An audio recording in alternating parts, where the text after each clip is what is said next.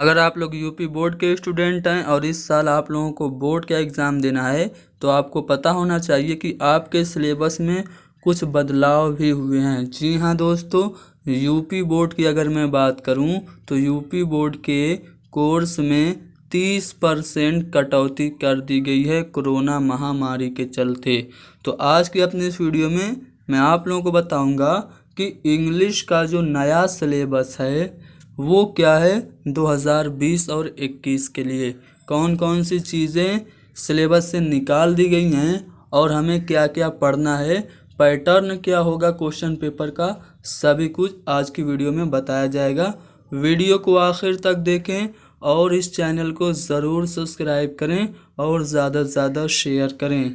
ये video dedicate की जा रही है आज़ाद हिंद इंटर कॉलेज मऊ के छात्रों को। तो चलिए शुरू करते हैं। यहाँ पे सबसे पहले मैं आपको बता दूं कि क्यों चेंजेस किए गए हैं सिलेबस में, क्यों कमी की गई है। तो कोविड-19 महामारी के कारण सत्र 2020-21 में समय से विद्यालय में पठन पाठन का कार्य न हो पाने की स्थिति में सम्यक विचारोपरांत विषय विशेषज्ञों की समिति द्वारा निम्नवत 30% पाठ्यक्रम कम किए जाने की अनुशंसा की गई है। अब क्या क्या कम किया गया है, अगर मैं इंग्लिश प्रोज की बात करूं तो उससे 2 लेसन हटा दिए गए हैं।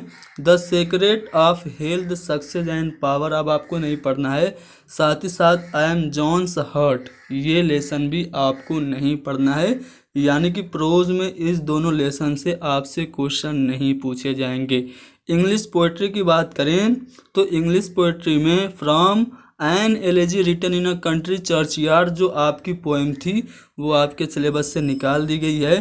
साथ ही साथ आपकी 2 और पोएम भी सिलेबस से निकाली गई हैं, जिसमें से एक है La Belle Dame sans Merci और 9वीं जो पोएम थी stopping by woods on a snowy evening, ये भी आपके सिलेबस से निकाल दी गई है।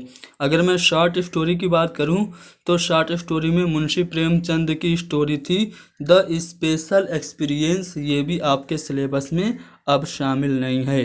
तो इतनी चीज़ें आपकी प्रोज पोएट्री और शॉर्ट स्टोरी से निकाली गई हैं। और अगर मैं आपको बताऊं मर्चेंट ऑफ वेनिस जो शेक्सपियर का था वो पूरा का पूरा प्ले आपके सिलेबस से निकाल दिया गया है। जी हाँ दोस्तों, तो 30% सिलेबस आपके कम कर दिए गए हैं कोविड-19 की वजह से।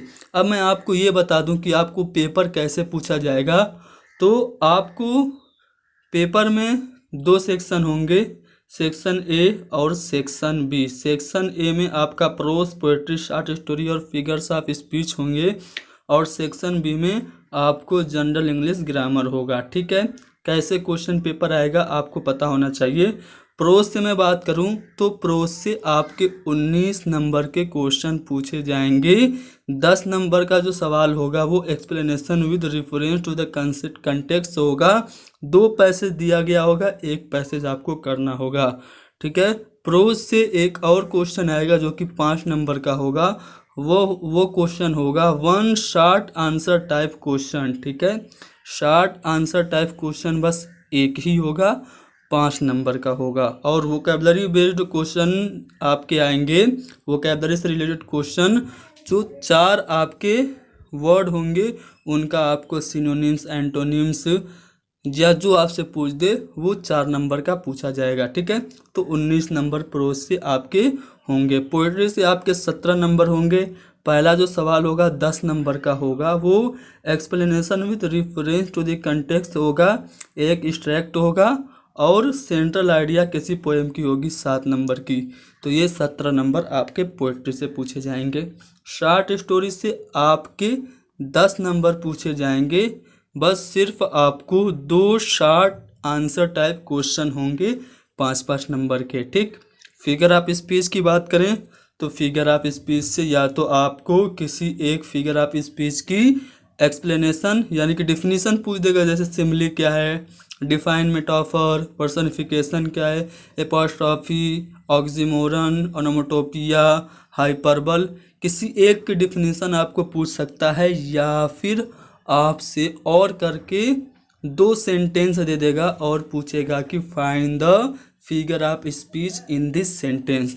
तो 4 नंबर का फिगर ऑफ स्पीच से पूछा जाएगा। ठीक, अब मैं सेक्शन बी की बात करूं, यानी कि ग्रामेटिकल जो पोर्शन है उसमें आपको कैसे क्वेश्चन पूछे जाएंगे।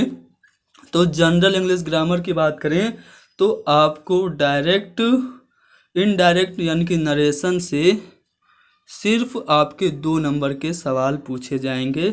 सिंथेसिस आउट ऑफ 2 एनीवन, यानी कि 2 पूछा जाएगा, उसमें से 1 करना होगा 2 नंबर का।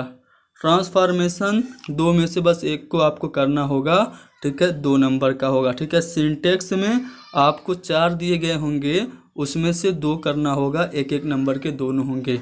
ठीक है, तो यहाँ से आपने जनरल इंग्लिश ग्रामर देख लिया। अब वोकैबलरी की बात करें तो वोकैबलरी सिनोनिम्स आपसे 3 पूछे जाएंगे 3 नंबर के, एंटोनिम्स आपके 3 पूछे जाएंगे 3 नंबर पे, होमोफोन्स आपसे पूछे जाएंगे 2 होंगे 1-1 नंबर के, 1 वर्ड सब्स्टिट्यूशन होगा, ठीक है, 1 होगा, ठीक है, 3 होगा 1-1 नंबर का, और इडियम्स एंड फ्रेजेस होंगे जिनकी संख्या 3 होगी और प्रत्येक के लिए 1 अंक आपको दिए जाएंगे। ठीक है, तो ये आपका जो था वो इंग्लिश का नया सिलेबस था। ठीक है, और अगर मैं बात करूं ट्रांसलेशन की तो आपको 10 नंबर के लिए हिंदी टू इंग्लिश एक पैसेज दिया जाएगा, या किसी संक्षिप्त पद्यांश का सारांश, किसी गद्यांश का संक्षिप्त वितरण होगा। ठीक है, या फिर 1500 ईस्वी के बाद अंग्रेजी साहित्य पर आधारित प्रश्न होंगे। ठीक है, इसमें से कोई एक होगा। ठीक है, ज़्यादातर आपको ट्रांसलेशन होता है हिंदी टू इंग्लिश, इस पे आप फोकस मत करिएगा। ठीक है, और आगे क्या होगा, एस्से राइटिंग होगा, 12 नंबर का एस्से राइटिंग होगा, और अनसीन पैसेज होगा, ठीक है, 6 नंबर का। ठीक है, तो ये आपका हो गया पूरा पेपर किस तरह से आएगा। ठीक है, इससे जो होगा वो आप जान सकते हैं, जनसंख्या पे होगा, पर्यावरण पे होगा, स्वास्थ्य, शिक्षा तथा ट्रैफिक रूल्स की जानकारी से रिलेटेड आपको लिखना होगा। ठीक है, तो ये आपको इस तरह से पेपर आएंगे। और अगर मैं आपको बताऊं 30% निकाल देने के बाद क्या क्या बचा, तो मैं आपको बता दूं, इंग्लिश प्रोज में आपको अ गर्ल विद बास्केट पढ़ना है जो कि विलियम सी डगलस का, और फेलो ट्रेवलर्स पढ़ना है एजी गार्डनर का, द होम कमिंग पढ़ना है रविन्द्रनाथ टैगोर का, वुमेन्स एजुकेशन राधा कृष्णन जी का पढ़ना है, और heritage of India L Basham का पढ़ना है। ठीक है, पोइट्री में आपको कौन कौन सी पोएम पढ़नी है, तो character of happy life Henry Wotton की, the true beauty Thomas Carew की, on his blindness John Milton की, ओ लेमेंट पीवी शैली की, from the passing of Arthur Alfred Lord की, और माई हेवन रविन्द्रनाथ टैगोर की, और the song of free Swami Vivekananda की। ये सभी पोएम आपको पढ़नी है। शॉर्ट स्टोरी में आपको महज 3 शॉर्ट स्टोरीज पढ़नी है। पहला है द गोल्डन वॉच, दूसरा एन एस्ट्रोलॉजर्स डे, और तीसरी स्टोरी होगी आपकी द लॉस्ट चाइल्ड। और इंटरमीडिएट का जो जनरल इंग्लिश है, जैसा कि मैंने पीछे आपको बताया था, वो सभी आपको पढ़ना है। जैसे कि आपको क्या क्या पढ़ना है मैं आपको बता दूं, डायरेक्ट इनडायरेक्ट पढ़ना है, सिंथेसिस पढ़ना है, ट्रांसफॉर्मेशन पढ़ना है, सिंटेक्स पढ़ना है। ठीक, तो ये है आपका नया सिलेबस। उम्मीद करता हूँ कि आप लोगों ने नए सिलेबस को जान लिया होगा, क्या क्या बदलाव हैं। आपको जो जो सिलेबस से चीज़ें निकाल दी हैं उनको नहीं पढ़ना है, टाइम एंड एनर्जी वेस्ट नहीं करना है, हार्ड स्टडी नहीं बल्कि स्मार्ट स्टडी से हमें 95+ % स्कोर करने हैं इंटरमीडिएट के एग्ज़ाम में। तो आज के लिए इतना ही बस। कल हम डिस्कस करेंगे इन्हीं लेसन में से किसी एक लेसन को। Thank you very much. हमारे इस चैनल को ज़रूर सब्सक्राइब करें, वीडियो को ज़्यादा से ज़्यादा शेयर करें।